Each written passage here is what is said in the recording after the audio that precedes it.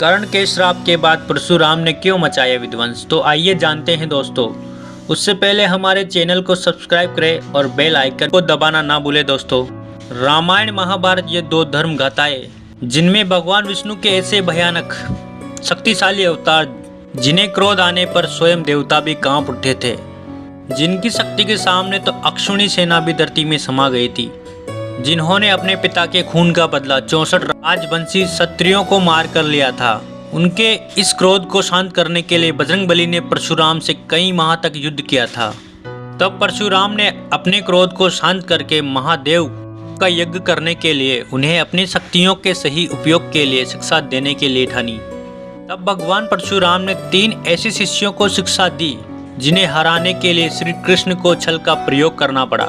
परशुराम के ऐसे दिग्विजय शिष्य यदि श्री कृष्ण कुरुक्षेत्र में खड़े नहीं होते तो ये तीनों बिना किसी सेना के महाभारत का युद्ध सिर्फ 5 दिन में खत्म कर देते।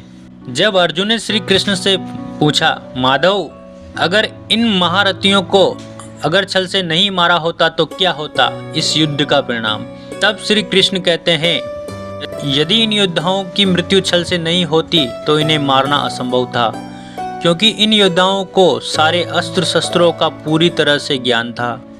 यमराज का पाथ और इंद्र का वज्र भी इनके शस्त्रों को नहीं काट सकता था। क्या तुम्हें याद है पार्थ, जब महामहिम भीष्म ने स्वयं सूर्य को ललकारा था, तब अर्जुन कहते हैं, इतनी शक्ति कैसे माधव कि कोई सूर्य को भी ललकारे। तब श्री कृष्ण कहते हैं, इनसे कई गुना ज़्यादा शक्ति महामहिम भीष्म रखते थे। और बात करते हैं परशुराम जी के दूसरे शिष्य की। तब अर्जुन कहते हैं, कौन माधव? तब कृष्ण कहते हैं, गुरु द्रोण। यदि गुरु द्रोण ने महामहिम के कहने पर सिर्फ कौरव वंश को शिक्षा देने का प्रण नहीं लिया होता तो शायद तुमसे भी शक्तिशाली धनुर्धर योद्धा खड़ा होता। गुरु द्रोण के पास इतनी शक्ति थी, यदि वह अपने धनुष को छोड़कर भी युद्ध करे तो तब भी वह तुम्हारी आधी सेना का विध्वंस कर सकते हैं। अब बात करते हैं परशुराम के तीसरे और आखिरी शिष्य की। परशुराम के तीसरे और आखिरी शिष्य कौन थे? महारथी कर्ण। अतः तुम्हारे बड़े भाई यदि वह तुम्हारे पक्ष में होते तो इस युद्ध में मेरी कोई आवश्यकता ही नहीं थी।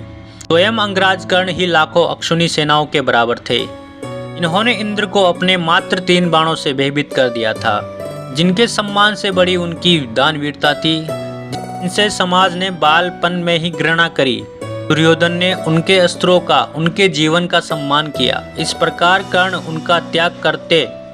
क्या पता तुम कर्ण के प्रति उदारता दिखाते तो स्वयं कर्ण तुम्हारे पक्ष में खड़े रहते। अर्जुन कहते हैं, परंतु माधव युद्ध के दौरान मेरे बाण से भ्राता कर्ण का रथ कई मील पीछे खिसक गया था। तब श्री कृष्ण हंसते हुए कहते हैं, पार्थ बजरंगबली के होते हुए तुम्हारे रथ को ब्रह्मा जी भी नहीं खिसका सकते थे। तो अर्जुन क्रोध में कहते हैं, इतनी शक्ति थी भ्राता कर्ण में? तब श्री कृष्ण कहते हैं, जिस जरासंध को मारने में भीष्म को इतना समय लगा था, यदि मैं भीष्म को जरासंध की कमजोरी नहीं बताता तो जरासंध अवश्य जीवित रहता। परंतु कर्ण एक ऐसा योद्धा थे जिन्हें बिना किसी आवश्यकता के जरासंध को परास्त किया था और उन्हें ज्ञात था कि जरासंध की मृत्यु कैसे होगी, लेकिन कर्ण ने मित्रता के कारण जरासंध को जीवित छोड़ दिया था। तुम जानते हो पार्थ, यदि कर्ण ना होते तो कितने मासूमों की जान जाती। तो अर्जुन कहते हैं, वो कैसे माधव? जब कर्ण कहते हैं, एक श्राप के कारण पार्थ। अर्जुन कहते हैं, कैसा श्राप माधव? तब श्री कृष्ण कहते हैं, जब गुरु द्रोण पांडव और कौरवों को अस्त्र का ज्ञान दे रहे थे तब तुम्हारी तरह ही कर्ण भी गुरु द्रोण से विद्या प्राप्त करने गए थे, परंतु गुरु द्रोण ने कर्ण का राजपूत ना होने के कारण उन्हें मना कर दिया था। जब बालक कर्ण को हर तरफ से प्रताड़ना का सामना करना पड़ा, तब कर्ण ने अपनी विद्या को प्राप्त करने के लिए एक बहुत बड़ा निर्णय लिया। तब अर्जुन कहते हैं, कैसा निर्णय माधव? तब श्री कृष्ण कहते हैं, अपनी विद्या को प्राप्त करने के लिए अत्यंत क्रोधी भगवान परशुराम से झूठ बोला।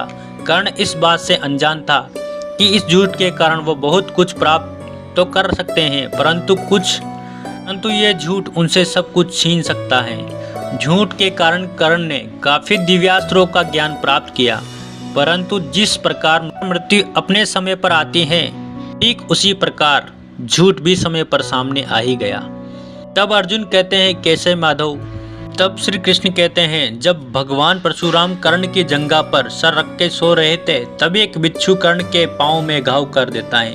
यदि कर्ण हिलते तो परशुराम की नींद खराब हो जाती। उसी कारण कर्ण उसी अवस्था में बैठे रहे। परंतु जब भगवान परशुराम की नींद खुलती है तब वह कर्ण के भाव और उनकी धैर्यता को देखकर समझ जाते हैं कि इतनी धैर्यता किसी ब्राह्मण में नहीं हो सकती है। तब भगवान परशुराम कर्ण से पूछते हैं कौन हो तुम? अब कर्ण कहते हैं मैं सूत पुत्र हूँ गुरुदेव। यह सुनकर भगवान परशुराम अत्यधिक क्रोधित हो जाते हैं और कर्ण को अत्यंत भयानक श्राप दे देते हैं। इस समय तुम्हें अपनी विद्या की अत्यंत आवश्यकता होगी। उस समय तुम्हें तिनके के बराबर भी विद्या का स्मरण नहीं होगा। तभी कर्ण अपने गुरु के चरण स्पर्श करके चले जाते हैं। जब कर्ण हस्तिनापुर में आते हैं जहाँ पांडव और कौरवों का शक्ति प्रदर्शन हो रहा होता है तो वहाँ पर पहला व्यक्ति ऐसा होता है जिसने उसे लोगों की लाखों प्रताड़ना के बाद भी अपना मित्र बनाया। यहाँ तक कि कर्ण को अपने हिस्से का राज्य भी उपहार में दिया। परंतु क्या तुम जानते हो पार्थ, एक और ऐसा श्राप जो कर्ण के ऊपर पड़ने वाला था? अर्जुन कहते हैं कैसा श्राप माधव? श्री कृष्ण बताते हैं कि जब कर्ण अपने राज्य में गश्त लगा रहे थे तभी कर्ण से घृणा करने वाले इंद्र ने एक ऐसे दैत्य को ऋषि मुनि की गाय चुराने को कहा। जब वो दैत्य उनके बछड़े चुराने के लिए भागता है तब ऋषि अपने बछड़े को बाहर ना देख रोने लगते हैं। यह देख के कर्ण उनके पास जाते हैं। तब कर्ण देखते हैं कि वो दैत्य उनके बछड़े को लेके भाग रहा था। कर्ण अपना धनुष लेकर उसके पीछे पीछे भागते हैं।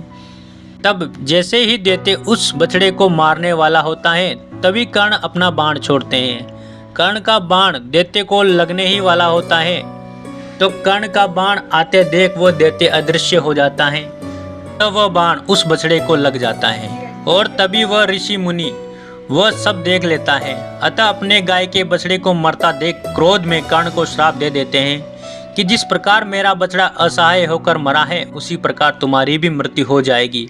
यह सुनकर कर्ण रोने लगते हैं। तभी यह बात परशुराम को पता चलती है तो वे अत्यंत क्रोध में कर्ण के पास आते हैं और कहते हैं मैं पूरी सृष्टि को मनुष्य विहीन कर दूंगा जिसने मेरे शिष्य को इतना भयानक श्राप दिया।